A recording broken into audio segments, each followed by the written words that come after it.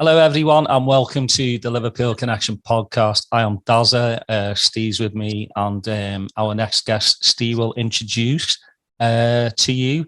But this is our World Cup edition. Obviously, in the next month or so, not zero Liverpool games are going to be going on, but we do have Liverpool players playing at the World Cup. So we definitely wanted to do something about the World Cup, and here we go. So Steve, there you go.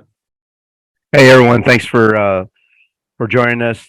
Thanks for all you guys that have subscribed to our channel. It's growing leaps and bounds week after week, so appreciate it. Spread the love, like our video. It is my great pleasure today to introduce Grant Wahl. A lot of you guys know him. He worked at Sports Illustrated for many years. He's probably one of the preeminent soccer writers here in the United States. And for you all across the pond, probably will recognize the name. He wrote The Beckham Experiment about David Beckham's journey over to the MLS. So welcome, Grant. It seems like it was just a short while ago we were sharing pints at Lala's. So how are you been, mate? I'm good. Lots of good memories from that trip to Austin and spending time with you at that game. Just a tremendously fun evening, fun season for Austin FC, and one of the better game day atmospheres I've run into in MLS. And part of that was watching a Liverpool Champions League game with you as well, which I enjoyed. Yeah, that was a good trip for you, and we wish you would have come back, and we maybe should have given us some good luck against LA. But it is what it is. We're happy that Austin FC did get to the point it did in the MLS playoffs. But this podcast we're talking about the World Cup, and it's coming right around the corner. I know you're leaving for Qatar here in a few days. So how's the excitement level on your end? It's pretty high, I mean, there's a lot to discuss with the Qatar World Cup, and I've covered a lot of it on my site on the human rights side of things heading into the tournament. That said, there's also the soccer, and I love the World Cup. It's my favorite sporting event in the world. This is my 13th World Cup. I've attended and covered 8th men's. I've done 5 women's. And so I sort of look at my life in 4-year increments, which I don't know if that's healthy, but it's kind of the way it works out. And once the soccer gets going, we're going to have 4 games a day, and there's going to be just so much soccer to digest. And I'm looking forward to that. Obviously this World Cup, there's so much talk about it being in the winter. It's in Qatar, and just disrupting the domestic seasons for the top leagues. There's so much going on. It's like, how do you keep track of which storyline you're going to follow leading up to the world Qatar? Yeah, it's a challenge, right? We've never seen a World Cup take place in November, December. And so it's a challenge for everybody in the sport who covers it on a regular basis, who watches it, who plays it, coaches it. And I try and cover the big soccer stories to people in the United States. And that includes European soccer, that includes soccer in America. And so, my example is I did not attend and cover the MLS final or the NWSL final last 2 weekends. And typically I would do that, but I didn't this time just because I'm going to be on the road for 5 straight weeks and wanted to spend some time with my family before I left. So, yeah. And then when you add the European calendar changes, it's a lot. I kind of hope to never deal with this again. One of the main stories this past week, as you alluded to, you've written about the human rights and just the labor conditions in Qatar. You've gone over there and kind of surreptitiously did some reporting and interviews with people on the ground there. And this week or last week, came a story that Qatar was funding people's trips to go over there as long as they didn't say anything bad about the World Cup, about the country, about the conditions there. Can you provide a little bit more insight on that? Yeah, I mean, it's sort of this long-standing PR battle that has had a soccer component ever since December 2nd, 2010, when FIFA awarded the hosting rights for this World Cup to Qatar. And so Qatar for a long time now has been very willing and able to pay all sorts of people for good PR. That's one of the richest countries in the world. They used a lot of money to try and get good PR, and they've certainly, for their 2010 campaign to win the hosting rights, paid a lot of very prominent soccer stars, Pep Guardiola, Zinedine Zidane, a bunch of others, to try and raise awareness about Qatar and its World Cup bid. Xavi, another one who even coached there, won the lottery there, interestingly, which is a whole separate story. And so that also includes journalists over the years. Qatar has spent a lot of money. I've gotten offers, a lot of journalists have, to get all expenses paid, 5-star accommodation trips to Qatar. And for me as a journalist, it's always been journalism 101. You don't accept free trips from the people you cover. But the world has changed. Media financially is not in as good a position as it used to be. And so you're seeing over the years, media outlets accept those free trips and say positive things about Qatar. And now you're seeing influencers over the last few years be paid to go to Qatar, to go to the World Cup. And this story you're referring to came out about a week ago, first in the Netherlands, then the New York Times picked it up and tied it to the American fan group, the American Outlaws. And this is basically 50 people in every World Cup country, fans, being offered the trip of a lifetime to go to the World Cup, flights paid for, hotels paid for, match tickets covered. And in return, there's a code of conduct that you sign that says you will say positive things about Qatar and even report negative things about Qatar that you see people saying on social media.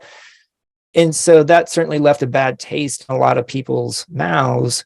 It's never a good sign when you're having to pay people money to say nice things about you, but Qatar doesn't seem to have a problem with it. So that has been interesting to follow, but it also makes it even more important to have independent journalists like me and others, a few, going to Qatar on our own dime to do independent reporting, which is what I could kind of see this coming. And so in February, I went to Qatar for a week. I spoke to migrant workers at 14 FIFA hotels, including the U.S. hotel where the U.S. team is staying, and basically asked them questions and gave them anonymity to tell me, were the laws that were passed by Qatar in 2019 to protect migrant workers more than in the past, were they being followed on the ground? And in some trends developed in what I was told, several of the things were not being followed on the ground. And that's important. It's also important to note that it is progress that the laws were changed in Qatar, that the kafala system in the law was removed. But until it's actually being enforced on the ground, you can't really say that total progress has taken place, because it hasn't. You know, you'd mentioned something about Qatar getting the World Cup back in 2011, and I want to remind people that you tried to run for president of FIFA, as a counterbalance to Sepp Blatter, and who in the news today just released says it was a mistake to award Qatar the World Cup. I don't know when the statute of limitations ended. It may have ended yesterday, that he can now say what he wants, but it was very interesting, the timing of this announcement from him. What your thoughts? Yeah, it was an interview with German television, I think, where Sepp Blatter said this, and he feels like, a few months ago he was, quote, cleared from a Swiss case, which is true, criminal stuff. He'll forever be associated with the corrupt FIFA that he oversaw. And while I don't know actually if Sepp Blatter himself enriched himself that much, he always had so much money coming through above the table that I always felt like he didn't necessarily need to go under the table on stuff. But he certainly presided over a culture that was clearly corrupt, if the U.S. Department of Justice investigation is to be believed, and they have a ton of evidence. And even back in 2010, Sepp Blatter, I was writing this, that Sepp Blatter actually wanted the U.S. to get the hosting rights for 22 ahead of Qatar. But the system that he created for the vote encouraged, incentivized people being paid off, voters. And there weren't that many voters. And they, if the US Department of Justice is to be believed, were paid off. And so I think Sepp Blatter didn't want to say publicly at the time that this was not what he wanted, because that made him look not very powerful. But he came clear about this this week. And, you know, Sepp Blatter is what he is. I mean, like at the time, it's so funny because this was December 2010 when Qatar and Russia get the hosting rights for the World Cup. In January of 2011, that's when I announced my candidacy against Sepp Blatter for FIFA president.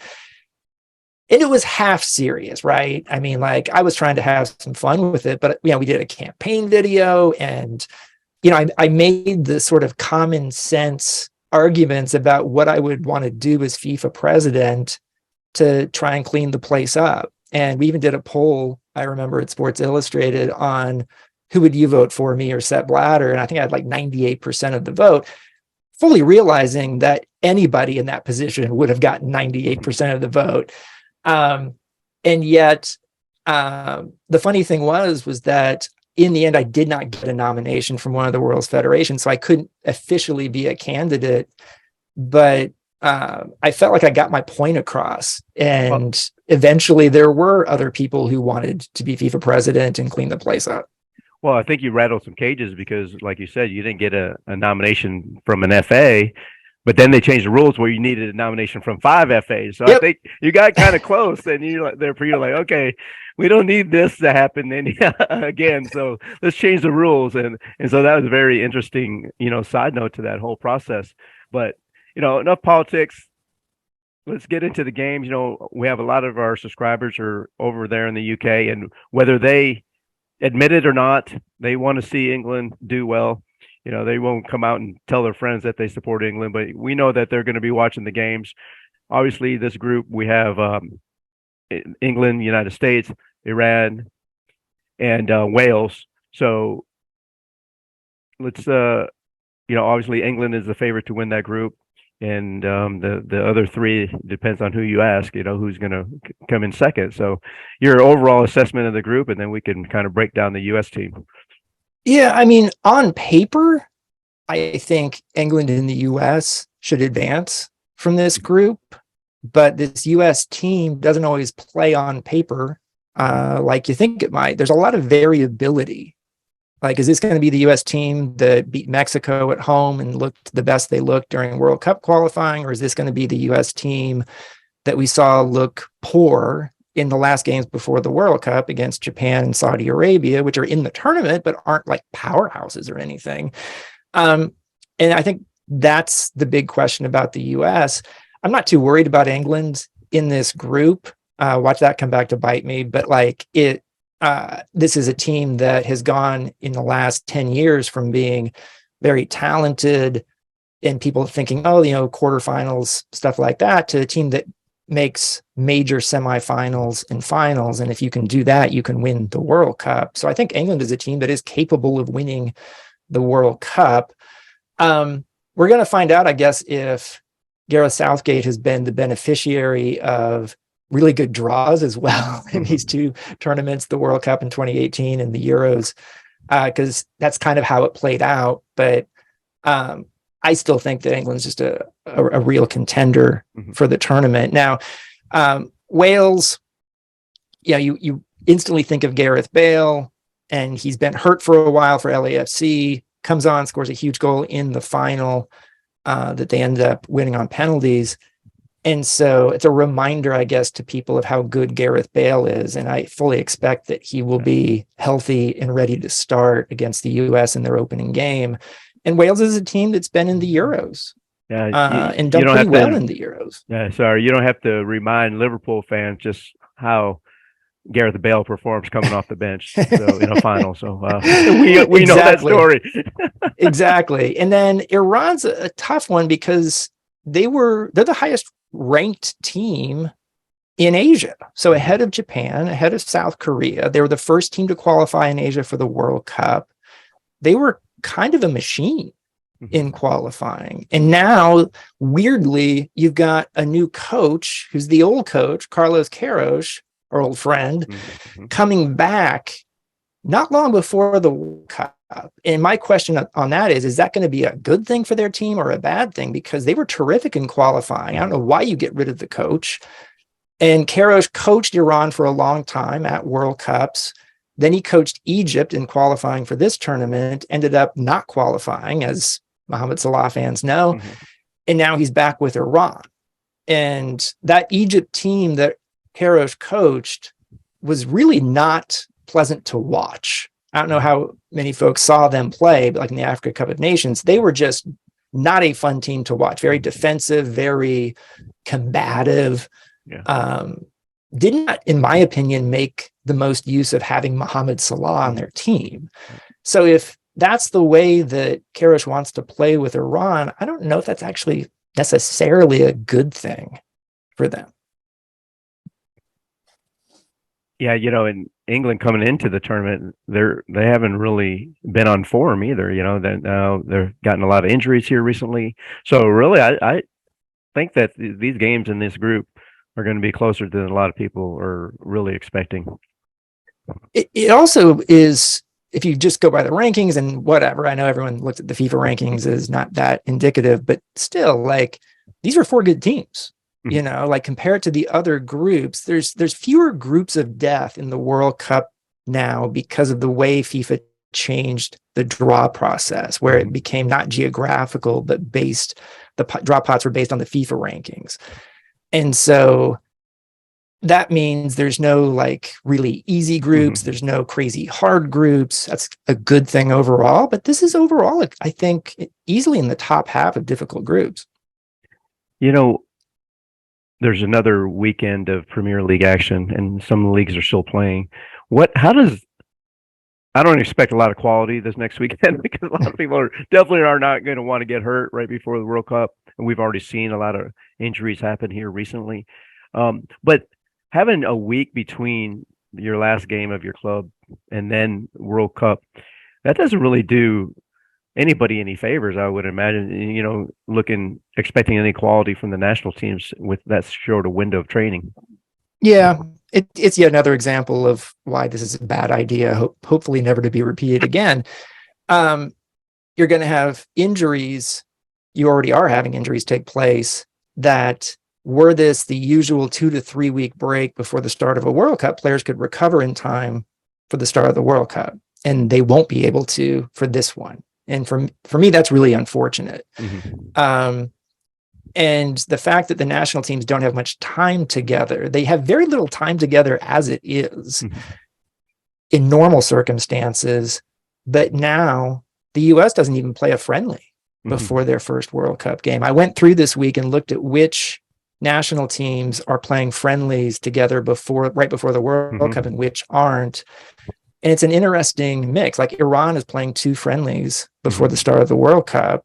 Mexico is playing 2 friendlies before the start of the World Cup. And those countries kind of they're going to be missing a few players, but they also have situations where they have a lot of domestic-based players. And so they're going to be able to play friendlies before the tournament starts. And I do wonder if that might give them something of an advantage.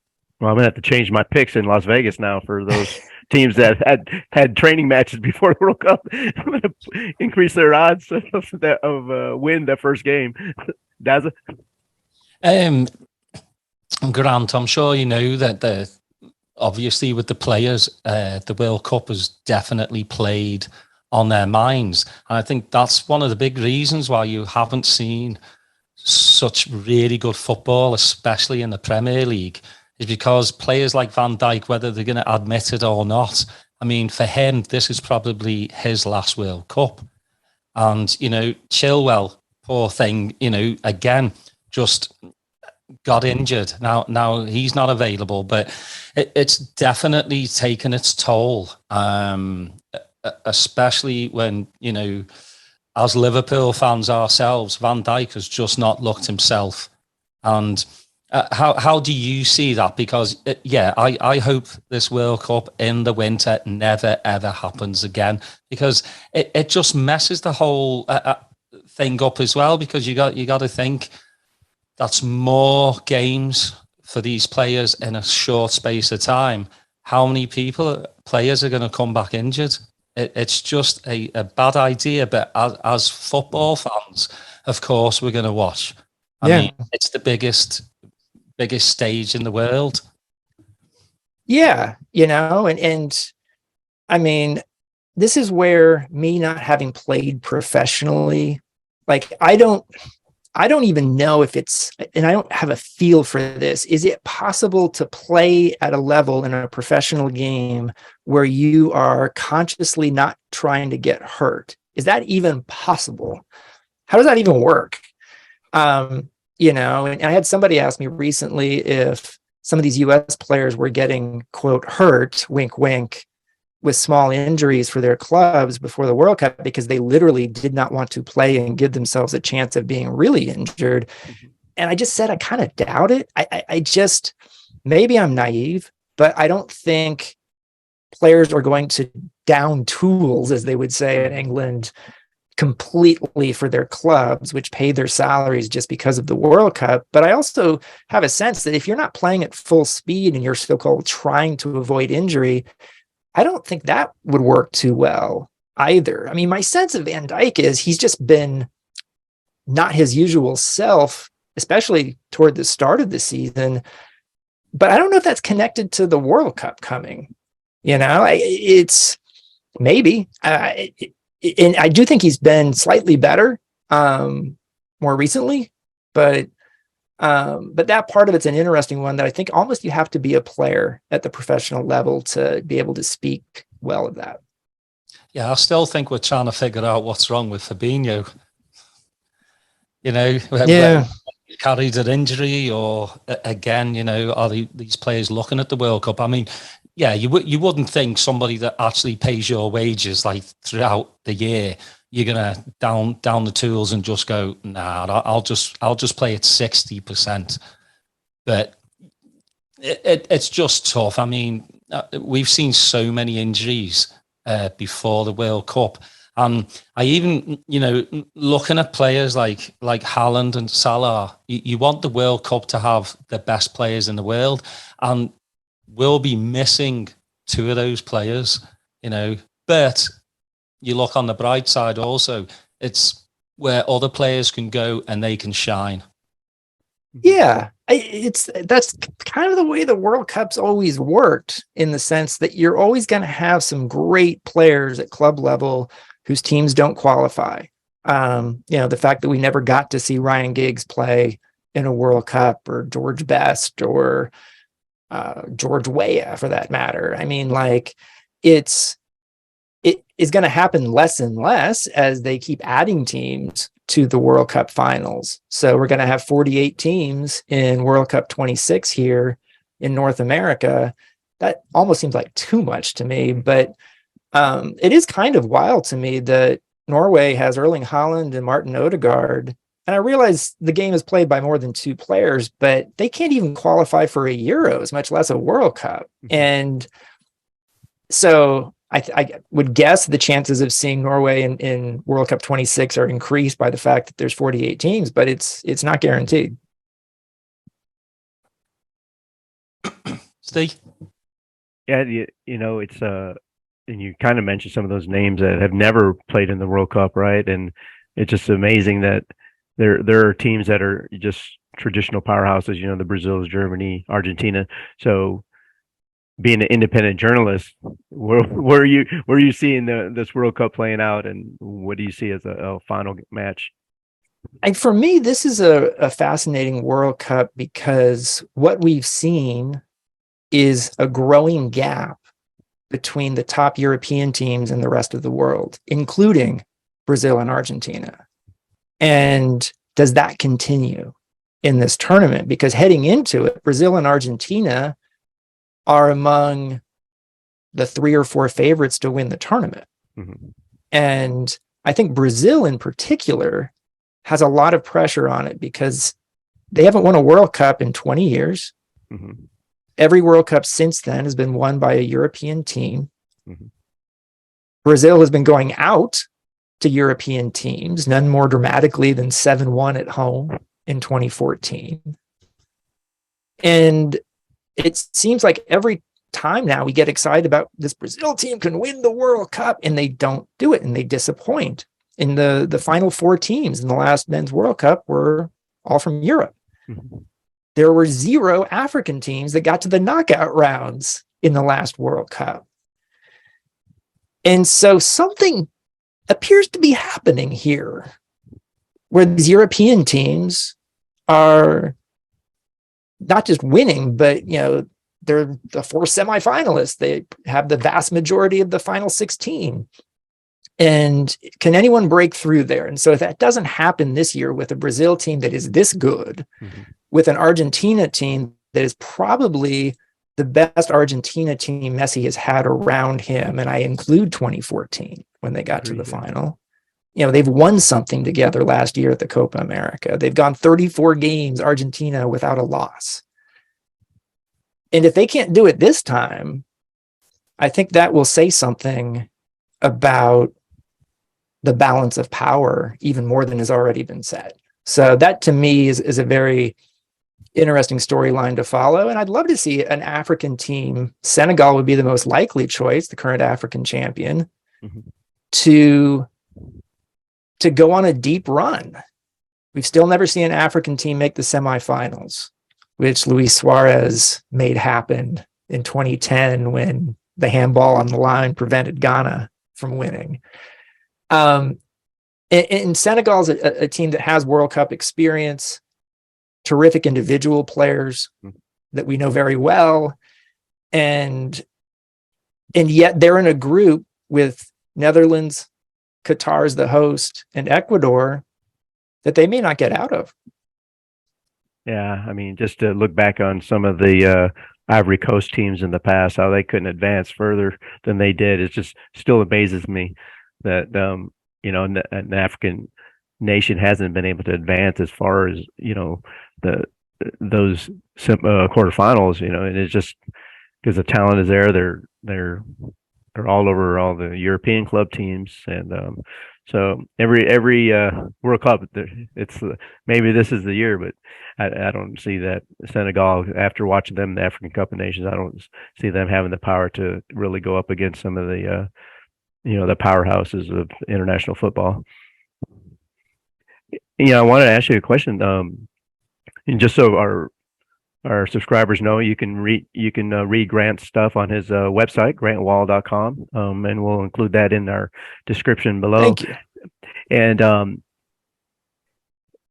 wanted to ask you something. So I saw your roommate list. You're rooming with a couple of pretty famous soccer,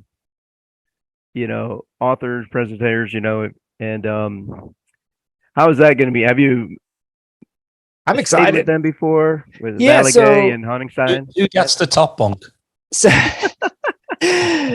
I've got a 4-bedroom living unit in Doha with Guillaume Balaguer, mm-hmm. with Raphael Honigstein, and with James Horncastle. And those are all friends and very good journalists, TV people, writers, authors. And one thing I love about going to the World Cup is seeing friends that I've had for a really long time like them. So I remember meeting Guillaume Balaguer and Rafi Honigstein at Euro 2004. Mm-hmm. I already knew Gabriel Marcotti as one of my best friends in the business, who's with ESPN, and he was living with Guillaume and Raf in Portugal. And we all went out to dinner. And so ever since then, we have either lived together or for major tournaments or had big dinners together. So in 2010, we all had a house in Johannesburg together, which was a lot of fun. And then sometimes, like I was having to live with the Fox Sports headquarters hotel in 2018. This time, Gabriel Marcotti's in the ESPN quarters. Otherwise, he would have lived with us. But it's going to be a good group, and I'm looking forward to that. The crazy thing, though, there's a little bit of a Fire Festival vibe around some of the accommodations for this World Cup, or at least the concern for that, because I'm told that Qatar does a lot of stuff last second. And some of the stories I've seen and pictures I've seen of housing accommodation for the World Cup in Qatar, including tents out in the desert, we're not in those, look like there's a reason I haven't seen an actual photograph of the place where we're living yet, because I think they're still assembling it. So there's a little bit of a question mark hanging over all this. So check with me next week and I'll tell you if it worked out okay. Yeah, if you send me a text that says send food, I'll know why. Plus, Balagay got to be the best dressed soccer dude around, man. Every time I see him on TV, it's like, man, you can get away with that, and it looks good on you. I don't do the floral stuff like Guillaume does, but he pulls it off really well, and even has, I think, like a clothing contract, which is not something I have. Well, you can get a hoodie contract if you want. Yeah, exactly. Need my Wawa hoodie. So when are you leaving for Qatar? I leave on Sunday, the 13th. So just a few days. Arrive on Monday, which is the same day the U.S. team arrives, and then have 6 days before the opening game, 7 days before the opening U.S. game. And, it's 5 weeks. I think some people don't realize, like, the World Cup lasts twice as long as the Olympics. It's a long event if you stay for the whole thing, as I do. And so you really do learn to pace yourself over the years. And so I approach it. I have a very strict calendar that I can, amend if necessary, but I want to watch as many games as possible so I can discuss the tournament smartly, hopefully. I want to be around the U.S. team, doing reporting on them. I want to be able to not get sick, and COVID presents another aspect of that. But people get sick all the time at World Cups as time goes on. Lack of sleep, lack of good eating, lots of people from around the world mixing together. I would prefer not to do that. And so I try to get 6 hours of sleep a night. I try to have one good meal a day. I try to get at least some exercise at a certain point. But, it's my first World Cup in 98, I was like 24 years old in France, and I was like going out every night, and it was a blast. And then I just got sick as a dog. And so I've learned to sort of pace myself more over the course of a World Cup. So how is the conversation with your wife, who's a doctor, specializes in infectious diseases, global health, and you're saying, hey, we're just coming out of a pandemic. I know it's still around, but I'm going to go to the World Cup. So how does that conversation happen?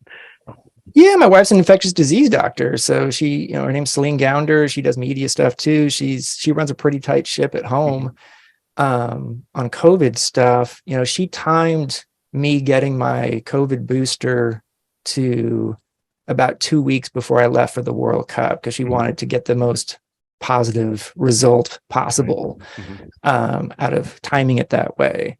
And so, it's not rocket science on this stuff. But, there's still value in not spending a bunch of time with a bunch of people indoors, maskless. And so I certainly am not going to do things that increase my chances for getting COVID. I really don't want to get COVID during this tournament, just because it's only so many days. It's only once every 4 years. And if you're having to isolate for 5 to 10 days, that's the last thing you want to do. Now, do you get to pick which games you go watch, or is that already been established?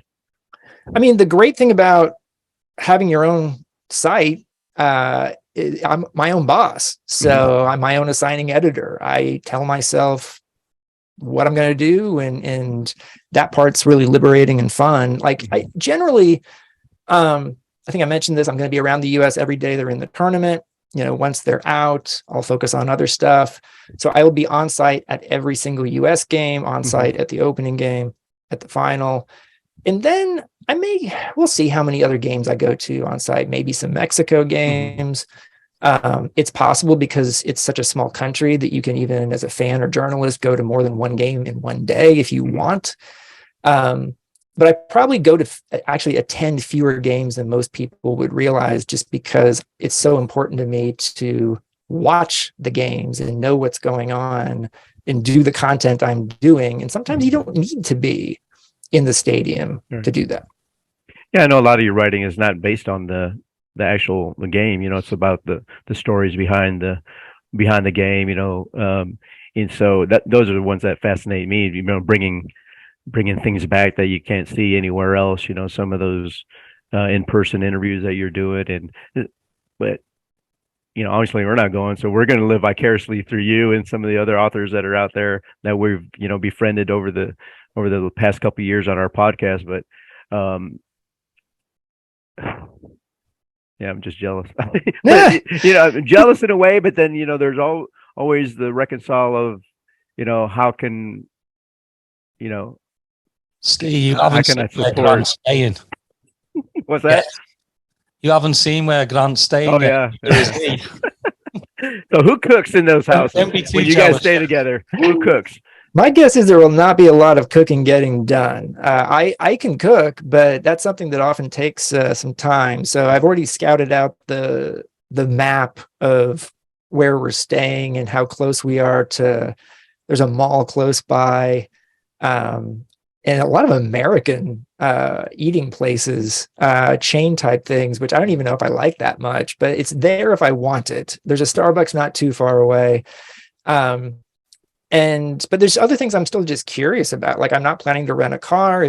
Uber is something I'd used in Doha before, but is it going to be available easily during the World Cup? Not sure yet.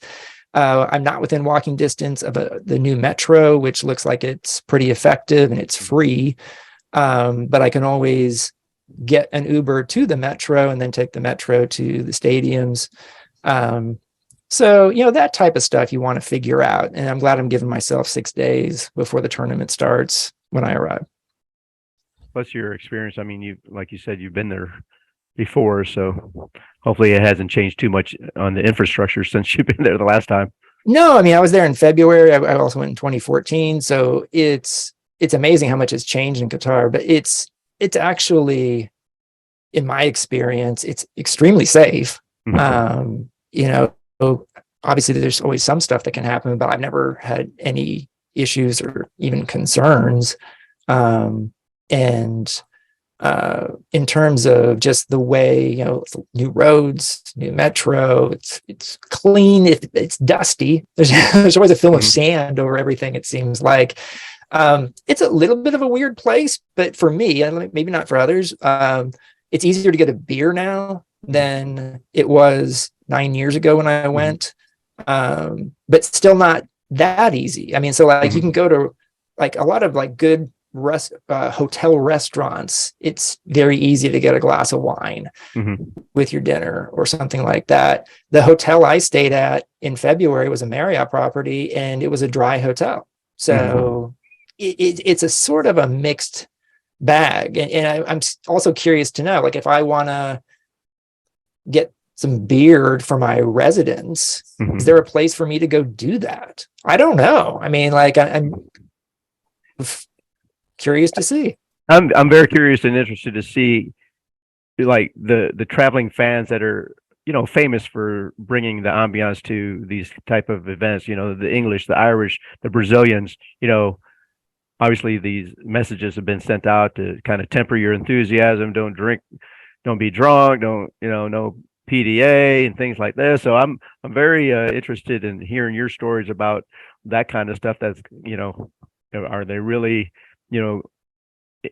cracking down on that, or people can just be as free as they want to be with their actions? Because we don't know until it happens. And what we're being told is that the security forces, officers there, many of whom are going to be coming from Turkey and other countries, that they're being sort of educated ahead of time to de-escalate, not escalate situations. We'll see if they do that. Like, supposedly it's going to be okay to carry a rainbow flag around. But are people going to run into problems doing that? The Fan Fest, has an official beer sponsor, Budweiser, and they're going to be selling beer at the Fan Fest, but only in the second or the third and fourth games of the day, not the first two. So they're trying to sort of walk this line, and there's still questions about how that's going to work. Like, at what point does a public display of affection go too far? I know they're a conservative culture, and that applies not just to gay couples, but hetero couples. You know, like, what's the line on if you go to the fan fest and have a few beers? Like, at what point would your behavior cross some line, and how's that going to get communicated and responded to? Yeah, it's all very interesting, and you know, it starts real soon. I'm getting excited about it. You know, just seeing the England-US matchup the day after Thanksgiving here is going to be probably the most televised match that we've seen here in this country. Oh yeah, and just can't wait for it all to begin. So we appreciate you spending some time with us today, and before you take off. Thanks so much for having me on. It's great to talk to you both. 3 questions for you, Grant, before Yeah. top scorer, dark horse, winner. Okay. You're asking me to like put some things out that I have not put out publicly yet in my writing, but so I'm going to take a second. Well, we'll wait till you publish it, and then we'll No, it's fine. It's totally fine. Oh boy. I am going to say Argentina to win. I'm going to say Messi Golden Boot. What else was the other one? Dark horse. Dark horse. Denmark. Oh wow. Okay. How about you, Daza?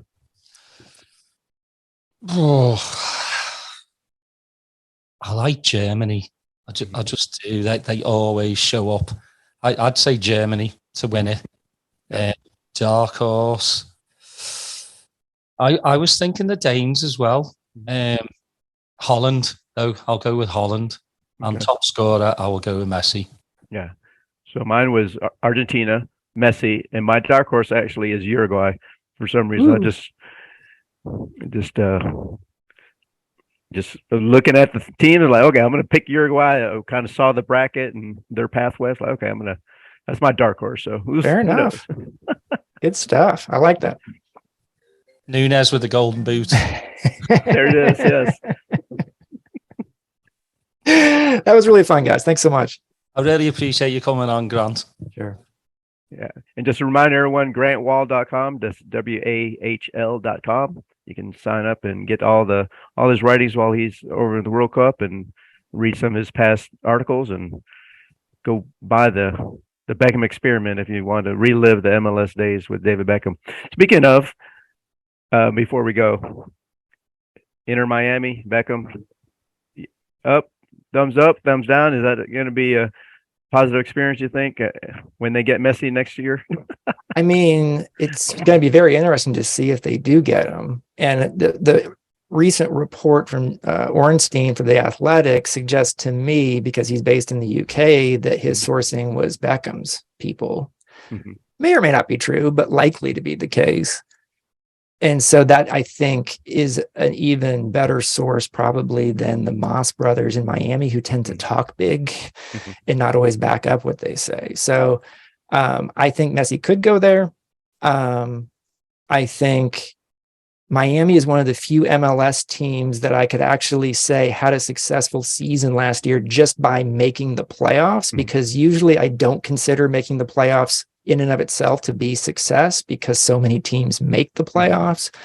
But given how much Inter Miami was fighting in terms of the huge penalties from the league for breaking rules, and they couldn't spend as much, and they had made some really bad decisions personnel wise in previous years, the fact that they got to the playoffs, I'm okay calling it a success. And now we've seen Phil Neville get a contract extension, which I might not have predicted a few months ago. So things appear to be moving in a positive direction there. And the stadium got approved, and it looks like it's going to happen. And, you know, I don't know how much stock you put in those lists of how much MLS franchises are worth, but I think Miami took the biggest leap this year of any of them, just because they got the stadium situation worked out. And for Liverpool fans, you'll recognize the name Ornstein. He's the author that from the Athletic that broke the news that FSG is for sale. So we'll keep track of that story as well. And again, thanks, Grant. We could stay all day talking footy with you, but I know you got to pack. Don't forget your pants. I will not forget my pants this time. Thank you. Have a great rest of the week. Cheers.